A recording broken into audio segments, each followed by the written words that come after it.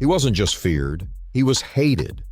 This man turned fear into dominance, and dominance into a legacy that wasn't as perfect as it seemed. They called him Mean Joe Greene for a reason, but was it the right reason? By the end of this video, you'll question everything you thought you knew about the most feared defensive tackle in NFL history. Because sometimes, being the best comes with a price that's too high to pay.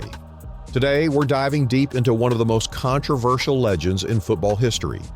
And trust me, by the end of this video, you're going to be debating in the comments whether this man was the NFL's greatest defender or just its most feared. Make sure you smash that like button if you're ready for some hard truths about your favorite game, and hit subscribe because we're breaking down the untold stories that shaped the NFL.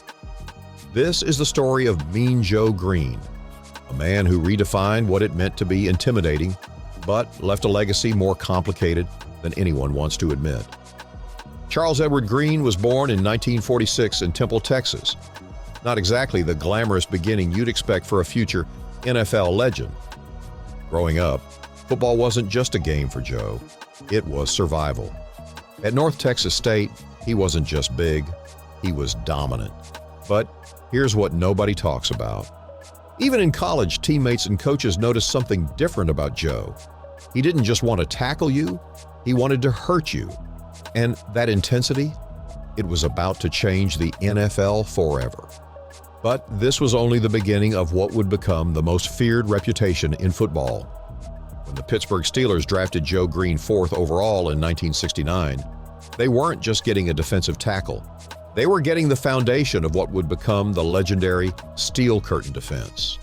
But here's the thing. The Steelers were terrible. We're talking 1-13 terrible. Joe Greene walked into a losing culture and he absolutely refused to accept it. From day one, Joe wasn't just playing football, he was waging war. Every snap was personal. Every block was a challenge to his manhood. And offensive linemen across the league were about to learn what mean really meant. Former teammate Andy Russell said it best. Joe Greene didn't just play angry, he was anger. What if Joe Greene had been drafted by a different team? Would his legacy be different? We'll come back to that.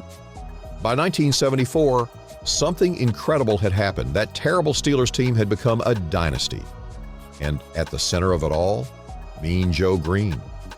But what you're about to see will shock you about how he really dominated games. Let's talk numbers for a second. In his prime, Joe Greene didn't just get sacks. He destroyed game plans. Offensive coordinators would literally design their entire strategy around avoiding him. Here's what made him different from every other defensive tackle. Joe Greene played with a level of controlled violence that was almost artistic. Watch this play against the Raiders in '76. See how he doesn't just push the guard back, he launches him. That's not just strength, that's psychological warfare. Former NFL quarterback Ken Stabler said, "You could feel Joe Greene's presence before you even saw him. He lived in your head, rent-free." But then came the moment that showed America a different side of Mean Joe Greene.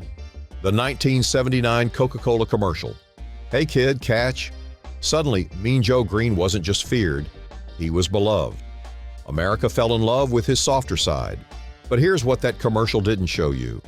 The same man who gave his jersey to that kid had spent the entire season terrorizing quarterbacks and starting fights with offensive linemen. 4 Super Bowl rings, Hall of Fame, NFL 75th anniversary team. By every metric, Joe Greene was not just successful, he was legendary. But what if I told you that his greatest strength was also his greatest weakness? But there was a darker side to Mean Joe Greene, one that made him as hated as he was feared. What you're about to see might change how you think about one of football's greatest legends. Joe Greene wasn't just physical, he was ruthless, and sometimes that ruthlessness crossed the line. November 1975, Cleveland Browns. Joe Greene gets into a fight with offensive lineman Bob McKay. But it wasn't just a fight. Greene allegedly spit on McKay during the altercation. The media went crazy. Fans were outraged. But here's what's really disturbing. Joe Greene's response? He basically said he'd do it again. This wasn't an isolated incident.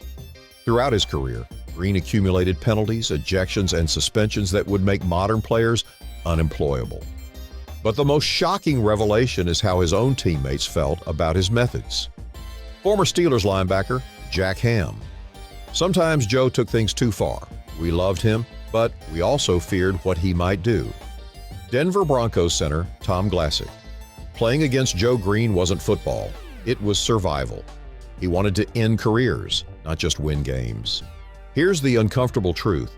Joe Greene's dominance wasn't just about skill, it was about fear. And that fear came from a willingness to hurt people that went beyond normal football aggression. What if Joe Greene had played in today's NFL with modern rules and player safety protocols? Would he have been as dominant, or would he have been suspended repeatedly? As the years passed and the NFL evolved, Joe Greene's style of play became increasingly controversial. Don't get me wrong, his greatness is unquestionable.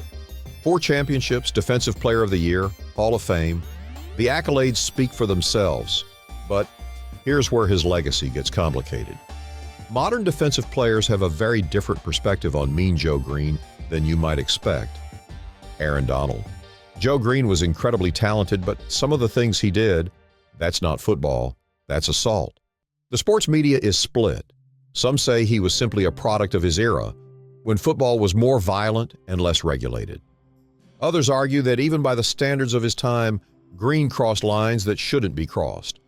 Here's the real question.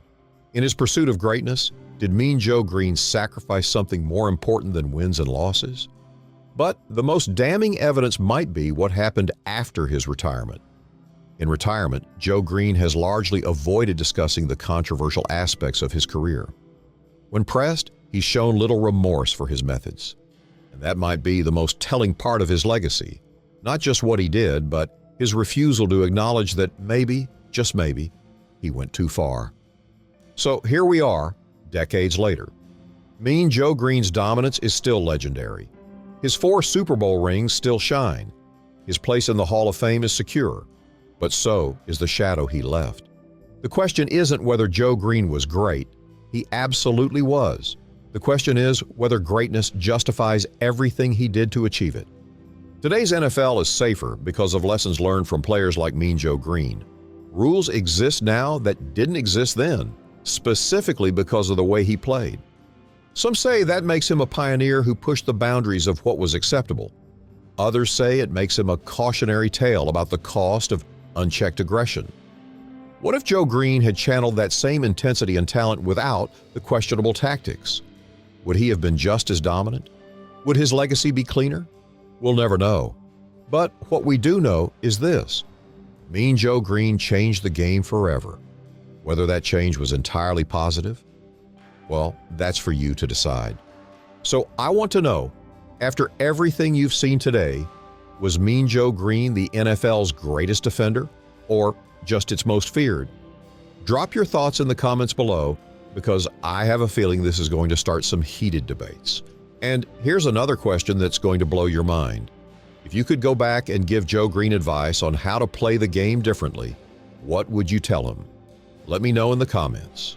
If this video made you think differently about football legends, smash that subscribe button and hit the bell for notifications, because we're diving deep into more untold stories that will challenge everything you think you know about the NFL. And check out our video on the most controversial calls in NFL history. Trust me, after watching this, you're going to want to see how far the rabbit hole goes. Until next time, keep questioning the legends, NFL family.